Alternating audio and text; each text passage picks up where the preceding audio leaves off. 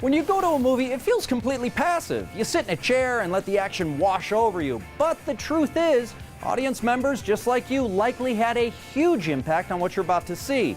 We're looking at how focus groups run Hollywood.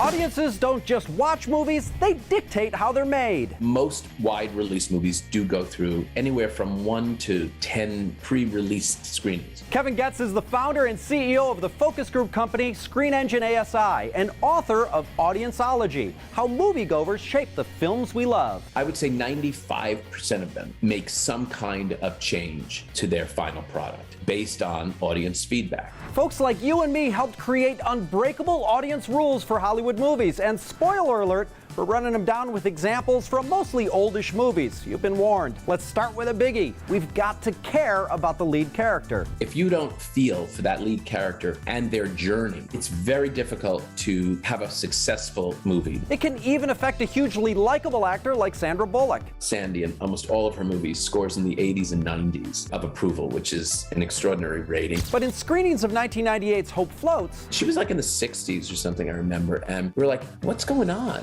well, her character's mom dies and The audience was like, how could this woman be with her mother and not feel anything? She never grieves. And they were kind of turning on the character. so they brought Bullock back in for a reshoot in which she's looking for a dress in her mother's closet. And as she's pulling the garment off, she sort of smells the scent of her mom and kind of has a breakdown.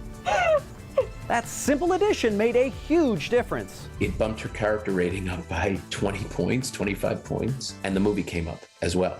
Next, filmmakers have to follow the rules of the movie. If you set up a superhero and the superhero has X, Y, and Z superpowers, and then in the third act, you add a superpower that you never saw in the first two acts, you're sort of betraying the movie rules that you set up. Like me all of a sudden flying halfway through the story. It makes no sense, right? The audience will feel betrayed by the filmmaker. That is a no-no. The Matrix movies were janked because even though the rules were complex, they never broke them. But when the final Star Wars sequel decided that dead people don't need to stay dead, A scavenger girl is no match for the power in me. and that's how you kill a franchise. Finally, audiences require a satisfying ending. For instance, Fatal Attraction was a very, very fine movie until the last 5 minutes. because at the end of the focus group version, Glenn Close takes her life by suicide with a knife while the aria from Madame Butterfly is playing. wait, what?